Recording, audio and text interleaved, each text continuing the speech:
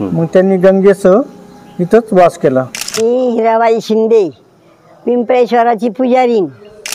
जुन्या काळामध्ये एखादा वंशज या विरगळीच्या आतमध्ये जी विरगळ आहे त्याच्या आतमध्ये आहे, तो पाण्याचा जरी दुष्काळ असला तरी इथलं पाणी हे इतकंच चालू असतं. लोकशक्ती होती, त्यांनी शिरधाडा वेगळं केलं.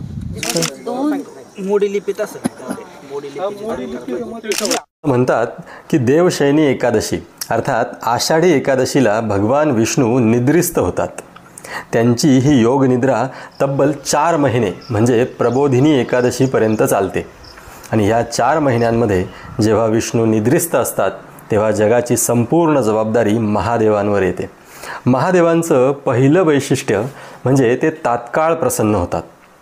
त्यांना हवा फक्त भोळा भाव, म्हणूनच तर त्यांना भोळा सांब, भोळा शंकर असं म्हटलं जातं. हे 4 महिने भक्तांसाठी एक पर्वणीच. या 4 महिन्यांमध्ये एखाद्या सिद्ध स्वयंभू महादेवाचं दर्शन नक्की घ्यावं आणि त्यासाठी एक उत्तम पर्याय म्हणजे पिंपळवंडी या गावातील पिंपळेश्वर महादेव. पुणे नाशिक महामार्गावर पुण्यापासून साधारण 90 किलोमीटर अंतरावर जुन्नर तालुक्यात वसलेलं पिंपळवंडी गाव. कुकडी नदीच्या किनाऱ्यावर वसलेलं पिंपळवंडी गाव. पिंपळवंडी पिपल्लाद ऋषींच्या पदस्पर्शाने वास्तव्याने पुनीत झालेलं एक गाव. ज्या ठिकाणी पिपल्लाद ऋषींना वंदन केलं जातं असं हे पिपल्लाद वंदी पिंपळवंडी गाव.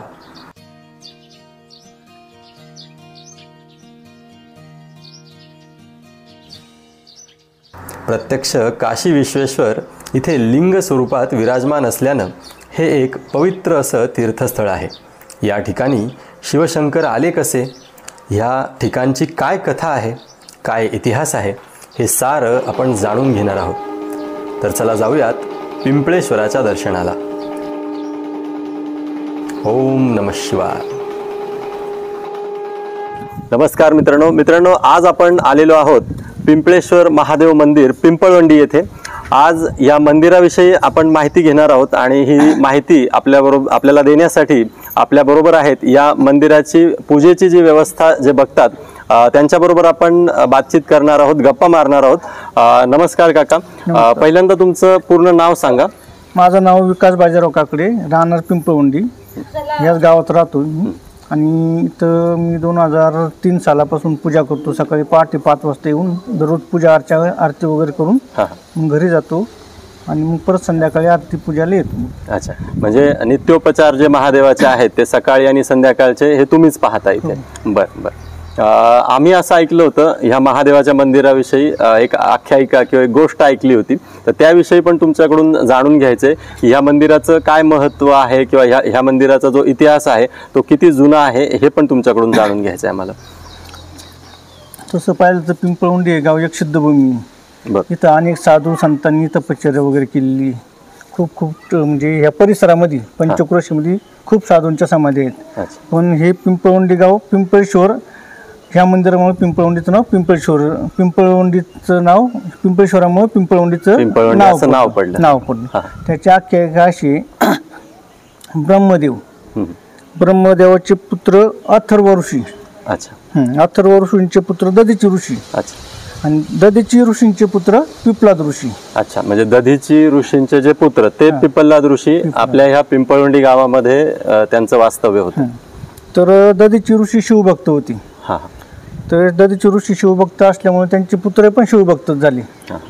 मग ते काशी विश्वेश्वराची पूजा करू लागले पिपलाद ऋषी. पहिला प्रथम त्यांचा जन्म कसा झाला ते सांगतो. जेव्हा इंद्राला जेव्हा वज्रास्त्र पाहिजे होतं तेव्हा दधीची ऋषींनी तपश्चर्या करून शंकरांनी सांगितलं का तुझ्या हाडाची शस्त्र म्हणजे वज्र दे. बरोबर. तर त्यांनी तपश्चर्या करून ते आपलं शरीर विरघळवलं आणि त्याचे वज्र दिलं इंद्राला. आणि मग त्यावेळेस दधीची ऋषींची पत्नी गरोदर होती. तर हे तिला कळालं. मग तिला दुःख झालं, तिनं ताव फोडला. मग तिनं आपलं पोट फाडलं. ते दधीची ऋषींचं जे पिंड असतं तर ते काढलं बाहेर आणि पिपळाच्या झाडाखाली ठेवलं. पिंपळाच्या पानावरती तिथं झाडाखाली ठेवलं. त्यातूनच त्यांची उत्पत्ती होऊन ते मोठी पिंपळाची पानं वगैरे खाऊन मोठी झाली ती. अच्छा. हा नंतर मग पूजा शंकरची पूजा करू लागली. नंतर महादेवांनी सांगितलं का तुम्ही आता भारत भ्रमण करा. बर. हा हा. महादेवांचा आदेश आहे, कोण मोडू शकते. महादेवांनी सांगितलं भारत भ्रमण करा. मग ते भारत भ्रमण करता करता मजल करत करत ह्या क्षेत्री ही पूर्वीचं दंडाकारण्य होतं. अच्छा. बर. तर त्यांना हे क्षेत्र आवडली. तर त्यावेळेस ह्या खडक पण असाच होता आणि इथं खाली एक गुहा वगैरे होती, आता ती गाडली गेली. अच्छा. तर त्या गुहेत त्यांना आवडल्यामुळे त्यांनी तिथं तपश्चर्या करू लागले. खूप वर्ष तपश्चर्या केली त्यांनी. इथं म्हणतात पूर्वी खाली एक मंदिर होतं त्यांनी बांधलेलं, ते त्या सालचं होतं, ती गाडलं गेलं. आता म्हणजे काळाच्या ओघामध्ये ती. तर जेव्हा ते म्हातारे झाले, खूप म्हातारे झाल्यानंतर त्यांना काय जाता आलं नाही. कुठं काशी क्षेत्री जाता आलं नाही. अच्छा, म्हणजे त्यांना काशी क्षेत्री जायचं होतं, पण ते दरवर्षी महाशिवरात्री ते दर्शनाला जायची. बर.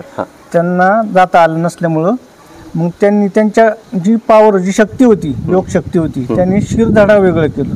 स्वतःच शिरधडा वेगळं केलं. आणि ते काशी क्षेत्री पाठवलं त्यांनी. बर. काशी क्षेत्री पाठवल्यानंतर हे महादेवांना कळालं, काशी विश्वनाथांना कळालं. ती काशी विश्वनाथांना कळल्यानंतर ते तिकडून निघाले. कुठून? काशीवरून निघाले आणि शिर इकडून निघालं, दर्शनाला निघालं. अच्छा, म्हणजे पिपललाद ऋषींचं शिर इकडनं दर्शनासाठी काशीला निघालेलं.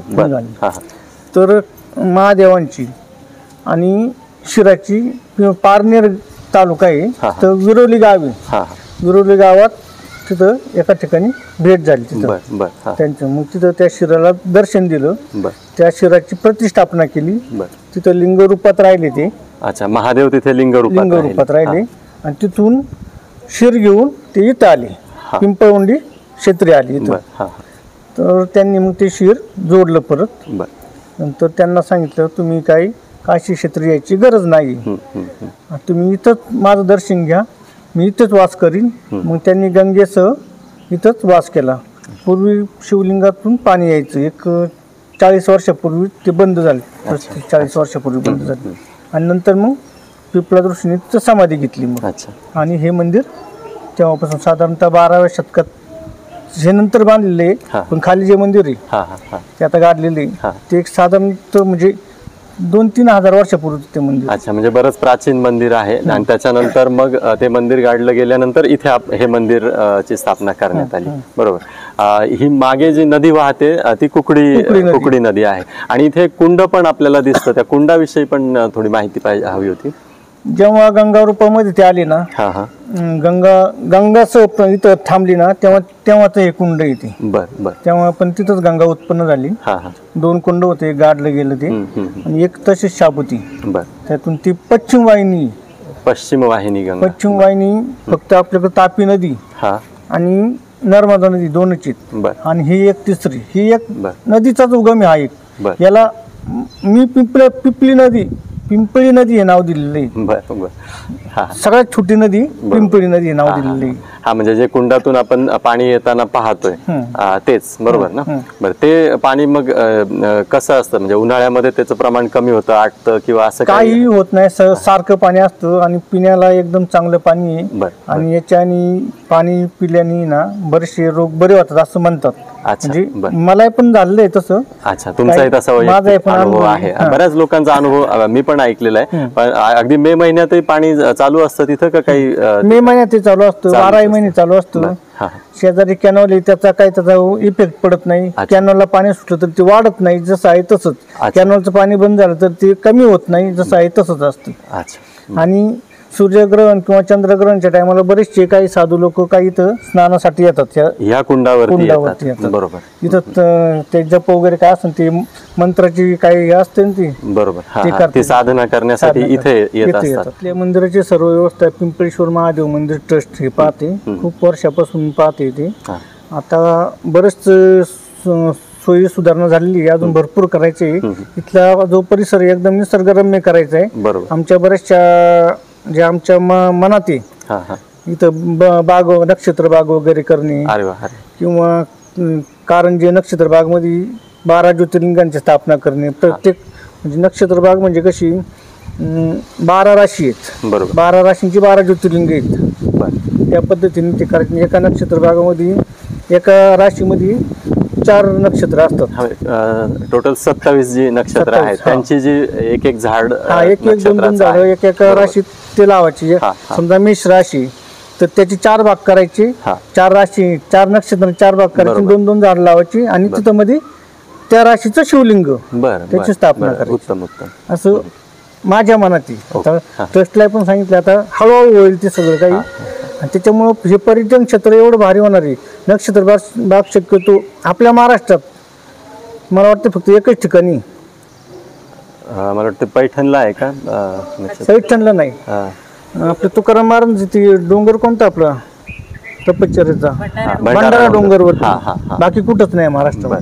नाही, अतिशय चांगला उपक्रम आहे आणि त्या निमित्ताने म्हणजे नक्षत्र बागही होईल, एक वृक्षारोपणाचाही संदेश दिला जाईल. खूपच सुंदर उपक्रम आहे असं म्हणावं लागेल. ह्या उपक्रमामध्ये आता बरेचसे इथे विकास कामही होताना दिसत आहेत.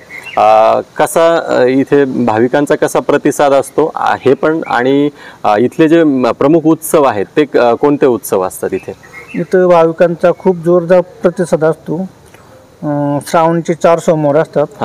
लाखोनी भाविक येतात. महाशिवरात्रीचा पण मोठा उत्सव असतो तेव्हा पण लाखोनी भाविक दर्शनाला येतात. आणि इथं जो परिसर आहे, आणि दुसरी गोष्ट म्हणजे जानेवारी महिन्यात पौषच्या कृष्ण 6 ते षटशिला एकादशी असते त्यावेळेस इथून कावड जाते भीमाशंकरला. इथून भीमाशंकरला कावड जाते. आता नवीन चालू झाली ह्या वर्षी, हे 12वे वर्ष आहे. काय आता म्हणजे हे चालू वर्ष आता 12वे वर्ष. त्यामुळे पण भरपूर भाविक येतात. बरोबर. कावडी बरोबर चालत येतात सगळे. तिथे पण चांगला कार्यक्रम होतो. नंतर इथे आल्यानंतर मोठा सोहळा होतो. अच्छा अच्छा. खूप मोठा सोहळा होतो. ह्या वर्षी खूप मोठा सोहळा करायचा आहे आम्हाला. आणि शिवाय याच्यानंतर जी आता ही जी सुधारणा वगैरे झाली, हे काही लोकप्रतिनिधी त्यांच्या मार्फत, काही भाविकांची देणगी त्यांच्या मार्फत ही सगळी आम्ही सुधारणा करतो. इथे श्रावण महिन्यामध्ये भाविकांची बरीच गर्दी होत असेल, तर श्रावण महिन्यामध्ये कसं असतं इथलं वातावरण आणि इथे काय काय म्हणजे पूजा कशी होते काय याच्याविषयी थोडंसं जाणून घ्यायचं. श्रावण महिन्यामध्ये दर सोमवारी तांदळाची पिंडी होतात. आमचे गुरु पण आलेले आहेत. तांदळाची पिंडी होतात. पहिल्या सोमवारी एक होती. दुसऱ्या सोमवारी 2, असे 4 सोमवारचे 4 होतात. काय आणि बाकी म्हणजे दर्शन वगैरे हे सगळं लाईनीत होतं. आणि अभिषेक वगैरे पहाटे होतात. सगळे पहाटेपासून अभिषेक चालू असतो. महाशिवरात्रीला आदल्या दिवशी पहाटे निश्चित काल जो असतो रात्रीच्या 12 नंतर चालू होतो. 12 ते 3 वाजेपर्यंत लघुरुद्राभिषेक होतो. आम्ही खेळची 12 ब्राह्मण बोलवतो एका वेळेस. 12 ब्राह्मणांच्या मुखातून मंत्रोच्चार जे चालू होतात. आणि मोजके जे भाविक असतात अभिषेकाला त्यांना घेऊन ते अभिषेक 12 ते 3 हा होतो. नंतर परत अभिषेक होतात. आपले छोटे अभिषेक होतात. नंतर मग लोकांची गर्दी वाढल्यानंतर भजन वगैरे चालू होतं. भजन वगैरे चालू झाल्यानंतर फराळ वाटप इथे चालू होतो. फराळ वाटप दिवसभर चालतो. नंतर मग इथे हा जे हॉल बांधलेला आहे तर इथे कलगीतुऱ्याचा कार्यक्रम दिवसभर चालू असतो. त्याच्यामध्ये जे विषय असतात ते सगळे महादेवांचेच असतात. सगळे विषय महादेवांची उत्पत्ती वगैरे सगळं त्या कथा महादेवांच्याच कथांचं एक. आणि दुसऱ्या दिवशी कीर्तन उपवास सोडायचं पारणी फेडायचे. त्या दिवशी कीर्तन वगैरे असतं. कीर्तन झाल्यानंतर महाप्रसादाचा कार्यक्रमाची सांगता होती. मित्रांनो, अजून अधिकची माहिती आपल्याशी शेअर करण्यासाठी सांगण्यासाठी अजित मारुती काकडे हे सुद्धा इथे उपस्थित आहेत. आपण त्यांच्याशीही बोलणार आहोत आणि जाणून घेणार आहोत या मंदिराविषयी. नमस्कार. नमस्कार. मंदिराविषयी तुमचे जे काही अनुभव आहेत किंवा तुम्हाला जी काही माहिती आहे ती आमच्या प्रेक्षकांशी शेअर करा. प्रथमतः मी सर्वांना नमस्कार करतो. पिंपळेश्वर मंदिर पिंपलाद ऋषींच्या पावनभूमीने हे मंदिर एक पावन भूमी म्हणून प्रख्यात झालेलं आहे. पिंपलाद ऋषींच्या खऱ्या अर्थानं सामर्थ्याचे शक्तिशालीच्या ताकदीवर इथं पिंपळेश्वर मंदिराचा उदय झाला. ह्या उदयातून पिंपळेश्वर मंदिराची एक स्वयंभू असं लिंग आहे. लिंगावरती साळुंकीचं हे नाही, लिंग एकदम जुने आणि स्वयंभू असल्यामुळे इथं लिंगाच्या श्रद्धा भावाने जर पूजा केली तर देव प्रसन्नतेच्या मार्गाकडे येऊन लोकांच्या मनोकामना इथं पूर्ण झालेल्या आहेत. मंदिरात प्रवेश केल्यानंतर पिंपलाद ऋषींची समाधी आहे. समाधीपुढे छोटासा दगड आहे. त्याच्यावर जर आपण हात ठेवून आपल्या मनातली इच्छा जर प्रकट केली तर आपल्याला उजव्या साईडला किंवा डाव्या साईडला जर फिरलं, उजव्या साईडला फिरलं तर आपल्या मनातल्या इच्छा पूर्णत्वात होतात, असे एक इथं आख्यायिका आहे. दुसरं असं की आम्ही 2018 मध्ये पिंपळेश्वर देवस्थान ट्रस्टच्या माध्यमातून मागेल त्यांना आरती हा उपक्रम चालू केला. उपक्रम चालू केल्यानंतर आम्ही त्या दिवसापासून तर आज तगागत इतका प्रचंड दर सोमवारी प्रचंड मोठ्या प्रमाणात महाआरती होते. महाआरतीला 100 ते 150 भाविक इथं येतात. महिलांचाही उत्स्फूर्त प्रतिसाद लाभतो. आरतीचे मानकरी ठरले जातात. विविध क्षेत्रातले, शैक्षणिक क्षेत्रातले किंवा चांगल्या गोष्टीकडे काम करणाऱ्या लोकांना इथं आम्ही आरतीला प्राधान्य देतो. आरतीचे त्यांनी असे अनुभव सांगितलेत का आरतीला आल्यानंतर त्या आरतीची एक भक्ती आणि चांगल्या मार्गाने आपण जर तिथं आरतीच्या याच्यामध्ये आरतीचं घेण्याचा प्रयत्न केला तर काहींचे असे अनुभव सांगितलेत का आम्हाला पूर्ण घामाने आमचं शरीर ओलचिंब झालं आणि देवाने आम्हाला एक दृष्टांत दिला का आरतीची जी ज्योत असते ती साधारणतः 1 फुटाच्या वर होणं होता. 5-5 फूट आरतीची एक ज्वाला तयार झाली. आणि काही लोक म्हणले की साक्षात आम्हाला पिंपळेश्वर देवाची जी अग्नीची धुंड आहे तिचा एक अनुभव भेटला. अशा पद्धतीने इथं महाआरती होते. महाआरतीसाठी आम्ही ट्रस्टच्या माध्यमातून प्रसाद वाटला जातो. प्रसादाच्या माध्यमातून लोक आम्हाला खूप प्रसादासाठी काही स्वइच्छेने मदत करतात आणि एक आरतीच्या मुळे इथं भरपूर गर्दी वाढत चालली. देवस्थानचा एक नावलौकिक चांगल्या गोष्टीमध्ये वाढून देवस्थान चांगलं प्रगतीपथावर चाललंय. ट्रस्टच्या माध्यमातून विविध कामं चाललेली आहेत आणि सगळ्यांचा एकदम छान प्रतिसाद भेटत चाललेला आहे. मित्रांनो, मंदिराकडे जात असताना मंदिराच्या प्रवेशद्वाराच्या जवळच इथे ही एक विरगळ दिसते. तर हिच्याविषयी पण आपल्याला जाणून घ्यायचंय की हिला विरगळ का म्हणतात, विरगळ म्हणजे नक्की काय असतं त्याविषयी जाणून घेऊयात. विरगळ म्हणजे ही आता गणपतीची विरगळ आहे. अच्छा. गणपतीची विरगळ यासाठी सुरुवातीला ठेवलेली आद्य देवता गणपती गणेश आद्य देवताची पूजा आणि दर्शन सगळ्यात पहिल्यांदा करावं कोणत्या पण मंदिरात जाताना. बरोबर. तेव्हा ही विरगळ रूपात गणेशाची मूर्त इथं ठेवलेली. ही जेव्हा शिवलिंगाची स्थापना झाली, स्वयंभू शिवलिंग जेव्हा इथं स्वयंभू झालं तेव्हापासून हिची स्थापना इथे. अच्छा, म्हणजे स्वयंभू शिवलिंग इथे आहे हे लक्षात आल्यानंतर जेव्हा मंदिराची उभारणी करायचं ठरवलं त्यावेळेसच ही विरगळ इथे तयार करण्यात आली.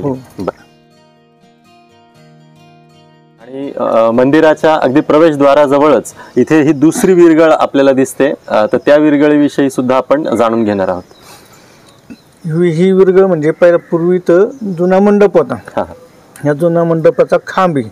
अच्छा. काही मंदिरांमध्ये विरगळी बाहेर असतात पण ही विरगळ आतमध्ये खांबाच्या रूपामध्ये तयार केली होती. तर ही चौमुखी विरगळ आहे. आता ही एक मुखी जी आहे इथं सगळ्यात उंच वरती आहे. हे शिवपूजा चाललेली आहे. हे शिवलिंग आहे, हे पूजा करतात. अच्छा. हे शिवलिंग आहे.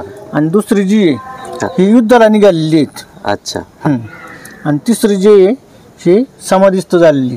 अच्छा, इथे समाधिस्थ झालेले ऋषी दिसत आहेत आपल्याला असं. अशी ही एक बाजू आहे. अशा 4 बाजूचे वेगवेगळे अर्थ आहे त्याचे. अच्छा, 4ही बाजूंनी अशाच पद्धतीचं कोरीव काम केलेलं आहे आणि वेगवेगळ्या सगळीकडे शिवपूजा दाखवलेली आहे. जवळजवळ सगळीकडे शिवपूजा दाखवलेली आहे. चौमुखी विरगळ आहे ही.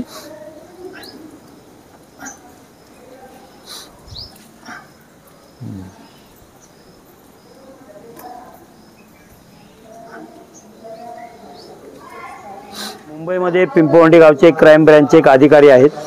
त्या ठिकाणी ते राहतात आणि मला नेहमी त्याचा एक फोन येतो की बाबा पिंपवंडीची एक अशी महिला आहे आणि तिचा जुन्या काळामध्ये एखादा वंशज या विरगळीच्या आतमध्ये जी विरगळ आहे त्याच्या आतमध्ये आहे. तो नेहमी सांगत असतो की ही जी विरगळ आहे थोडीशी वर करा आणि माझ्या वंशाला थोडीशी वाट मोकळी करून द्या अशी त्याची मला माहिती असते. पण आता नक्की काय आहे याचं आपल्याला काही माहीत नाही. पण ते जेव्हा हा विषय होईल ट्रस्टमध्ये तेव्हा तो विषय होईल तेव्हा आपण तो मार्गी लावू. धन्यवाद. महादेव शिव मंदिरात जाताना विष्णू रूपाचं दर्शन करावं लागतं. त्याशिवाय शंकराचं दर्शन पूर्ण होत नाही. कारण शंकर विष्णू रूपाला पुजतो आणि विष्णू शंकर ते दोघांचं नातं एकत्र आहे. बरोबर. म्हणजे दोघं एकच आहे, फक्त रूप वेगवेगळी आहेत. तेव्हा हे विठ्ठल रुक्मिणीचं मूर्ती इथं ठेवली दर्शना सुरुवातीला. गणपतीचं दर्शन झाल्यानंतर त्यांचं दर्शन करायचं. शिवलिंग वगैरे जे नंदी शिवलिंग वगैरे जे दिलेलं आहे ते समजा मंदिर एखाद्या दिवशी बंद असलं तर इथं दर्शन घेतलं तरी दर्शन पूर्ण होतं. अच्छा.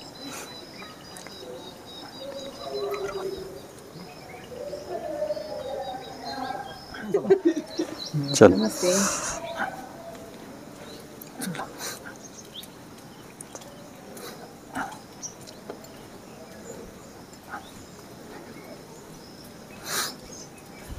इथं ज्या पायऱ्या आहेत, या पहिल्या जुन्या पायऱ्या होत्या.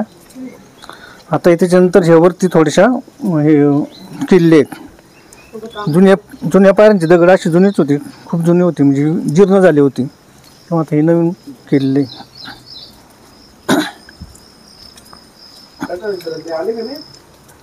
मंदिराच्याच बाजूनी असलेल्या ह्या शिड्या जिन्यातून आपण खाली उतरलेलो आहोत आणि आता आपण जात आहोत इथे जी पिप्पलाद ऋषींची जी समाधी आहे त्या समाधीचं दर्शन घेण्यासाठी. ते पिप्पलाद ऋषींची समाधी आहे, खूप जुनी, त्या काळातली जुनी आहे. तुम्हाला मगाशी सांगितलं इथे एक मंदिर होतं. हे मंदिराची इथे भिंत होती, अशी साधू संत जे येतात ते सांगतात सगळे जुन्या काळात, त्यांना बरंच ज्ञान आहे ना, ते सांगतात. इथं जुनं मंदिर आहे. ते पलीकडे तिथं मंदिराचं म्हणजे ते शिवलिंग आहे तिथं खाली जमिनीत. ते साधारणतः 27 ते 30 फूट खाली येते मंदिरच, खाली तेवढं खाली. इथं त्यांची समाधी झाली. ते नंतर मग एवढं कोणी उकरू शकत नाही. पूर्वीच्या काळी इथं पाणी वगैरे नदी, पूर्वी कुकडी नदी जवळजवळ या दिशेनेच अशी वाहत यायची. आता इथं जर काढली सगळी वाळू दिसती, समजा जर काढली ना म्हणजे नदीपात्र दिसतं. नदीपात्र दिसतं. हे नंतर टेकड्या वगैरे झाली तेव्हा हे नदीच होती या साईडला. ती खूप खोल असल्यामुळे ती कोणी काढलेली नाही. त्याच्यावरतीच फक्त चौथरा बांधून शिवलिंगाची आणि त्यांच्या पादुकांची स्थापना केलेली आहे. म्हणजे समाधी इथं जागृत समाधी आहे. इथं तुम्ही तुमच्या मनाने काही पण तुमच्या मनात जे असेल ते बोलायचं इथं, आणि मंदिरात जाऊन दर्शन करायचं. तिथं दगडीवरती हात ठेवलं ना तर तुम्हाला त्याचं उत्तर मिळतं किंवा तुमच्या समस्येचं समाधान होऊन जातं. काही पण संकट असू द्या तुम्हाला अगोदर कळणार. आम्हाला असता तोच अनुभव आहे. आम्हाला खूप संकट अगोदर कळतात, काय नंतर संकट येतात आणि ते आपोआप निराकरणाने पण होऊन जातं. कमी त्याची तीव्रता कमी होती. बरोबर. असे महादेवाच्या कृपेने तुमची ती संकट त्याचं निराकरण होऊन जातं. बरोबर. पिंपलाद ऋषींचं आधी दर्शन घेतलं तर महादेवाचं दर्शन, पिंपळेश्वराचं दर्शन पावन होतं. आणि माझे स्वतःच्या आमचे असे अनुभव आहेत की आम्ही 10-15 जण आरतीला सुरुवात केली त्यावेळेस आम्ही खूप असे म्हणजे अनंत अडचणीत इथं होतो. पण जेव्हा इथं आम्ही पूजा अर्चा चालू केली आम्हाला एक अनुभव आला की आम्ही आज 10-15 जण आम्ही प्रत्येक जण दिसायला साधे आहोत, पण प्रत्येक जण काही ना काही उद्योग व्यवसायाने खूप मोठ्या याच्यावर आम्ही प्रगतीपथावर आहोत. आम्हाला इथं असा एक पिंपलाद ऋषींचा अनुभव भेटला का अखंड 11 दिवस जर कंटिन्यू तुम्ही मनोभावाने दर्शन घेतलं ना नुसतं आणि देवाकडे कोणत्याही गोष्टीची मागणी करा, 12व्या दिवशी ती मागणी पूर्ण होणार. हे एक आमचा अनुभव आहे. या भागाला रामाच्या काळामध्ये दंडकारण्य असं आपल्या परिसराला संबोधण्यात येत होतं. राम जेव्हा वनवासाला गेले आणि नाशिकला पंचवटी या ठिकाणी त्यांचं जेव्हा त्यांनी निवास केला तिथे, तर अयोध्येवरून पंचवटीला जाताना ते याच परिसरातून आपल्या दंडकारण्यातूनच ते भ्रमण करत करत पंचवटीला गेले. आणि तो इतिहासही आपल्याला या पिंपोंडीच्या मातीचा आहे असं आपल्याला सांगता येईल. त्याचप्रमाणे जेव्हा पंचवटीला म्हणजे नाशिकला जेव्हा दर 12 वर्षांनी कुंभमेळा होतो, तर त्या कुंभमेळ्याचं असं वैशिष्ट्य की तिथले सगळे साधू नाशिकवरून जेव्हा परत हिमालयाकडे प्रयाण करतात तर तेव्हा एक मुक्काम त्यांचा पिंपोंडीला असतो. सर्व नागा साधू हे पिंपोंडीमध्ये एक मुक्काम करतात आणि त्यांचा या ठिकाणी पिंपोंडीकर ग्रामस्थ अतिशय उत्साहात स्वागत करतात. त्यांचं सर्व राहण्याची खाण्याची व्यवस्था आमचे पिंपोंडीचे ग्रामस्थ करत असतात. आणि ते सर्व साधू रात्री 12 वाजता या पिंपळाद ऋषींच्या दर्शनाला या ठिकाणी सर्व साधू येतात आणि इथं दर्शन घेऊन मगच ते पुढं प्रस्थान करतात. तर खरं तर पिंपोंडी गावात मुक्काम करण्याचं कारण की जे सर्व नागा साधू जे येतात त्याचं कारणही पिंपळाद ऋषीच आहेत. पूर्वीपासून पिंपोंडीला असली ही पिंपळाद ऋषींची परंपरा आणि त्यामुळे या साधूंचं वास्तव्य दर 12 वर्षांनी आपल्याला पिंपोंडी गावामध्ये लाभतं. आणि हे खरोखरच आमच्या पिंपवंडी गावाच्या दृष्टीने एक सौभाग्याचं आम्ही समजतो. ह्या मंदिरात जे वैशिष्ट्य आहे, जेव्हा श्रावण महिन्यामध्ये दर सोमवारी कुस्त्यांचा जंगी आखाडा इथे होतो, तेव्हा जेव्हा वाजत गाजत गावातून आणतो ते इथं पहिल्यांदा पूजा केली जाते. इथं पहिल्यांदा पूजा केल्याशिवाय पुढे जात नाहीत.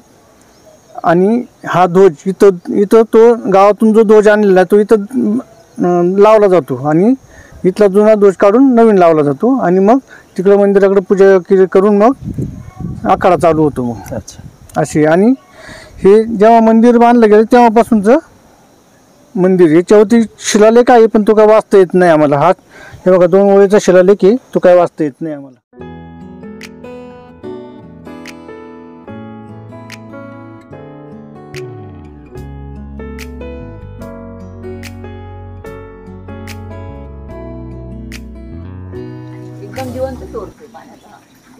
आम्ही बरेच वर्ष झालं, जवळजवळ 25 वर्ष झालं पिंपवंडी गावामध्ये वास्तव्य करतोय आणि कायम इथे पिंपळेश्वराच्या दर्शनाला येणं होतं. आणि इथे आल्यानंतर आम्ही ह्या गौरीकुंडावर, या गंगाकुंडावरती येतो आणि इथे येऊन आम्ही पाहतो तर कितीही उन्हाळा असला आणि बाहेर पाण्याचा जरी दुष्काळ असला तरी इथलं पाणी हे इतकंच चालू असतं. कायम हे एवढं पाणी कायम गोमुखातून पडत असतं. हे आम्ही आमच्या प्रत्यक्ष डोळ्यांनी कायम पाहिलेलं आहे. जलकुंडाच्या माध्यमातून असं एक सांगायचं महत्त्वाचं आहे की इथं दररोज आम्ही जी पूजा अर्चा करतो तिथून कलश भरून इथनं पाणी नेऊन देवस्थानला पाण्याचा जलाचा अभिषेक करून आम्ही पूजा अर्चा दररोजची पारंपरिक पद्धतीने चालू आहे. दुसरी गोष्ट म्हणजे इथलंच आम्ही जल घेऊन भीमाशंकरला कावड घेऊन जात असतो. इथले जलाचा अभिषेक भीमाशंकरवरती दरवर्षी होत असतो. आता ही 12वी वर्ष आहे किंवा आता ह्या वेळेस पण आम्ही जाणार आहे. पायी पायी चालत जात असतो. पौष महिन्याची कृष्ण सप्तमी तेव्हा इथून कावड घेऊन जात असतो. षटतिला एकादशी आणि षटशिला एकादशीला तिथे आम्ही जलाभिषेक करत असतो.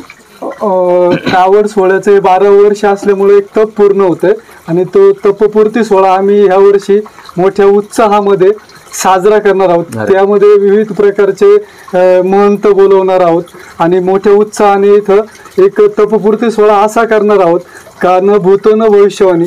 त्या माध्यमातून बरेचसे भक्तगण इथं दर्शनाला येणार आहेत.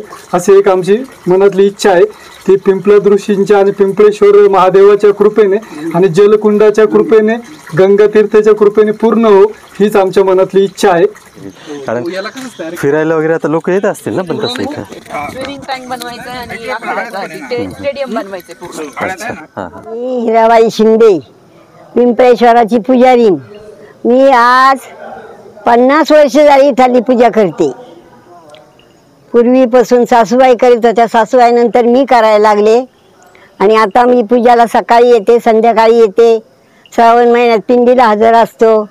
आमचे मुलं पिंड करतात, 4 होतात, 5 पिंडी होतात. हे सगळे नियमस्थ असणारे भाविक आहेत. आम्ही सर्वजण सकाळची आणि संध्याकाळची आरती करतो.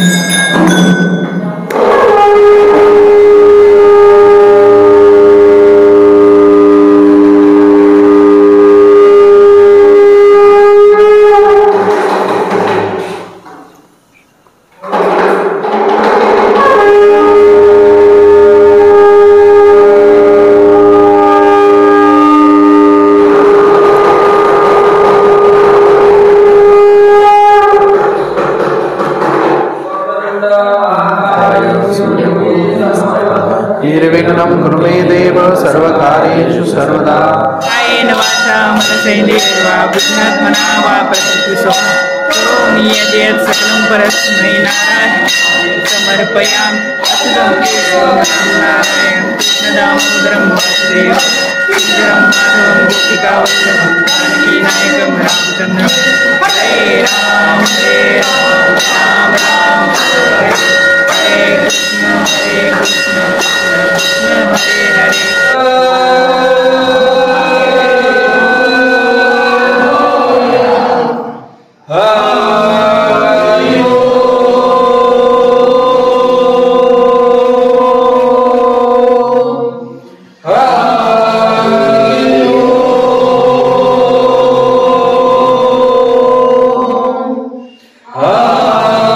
हरि ओम.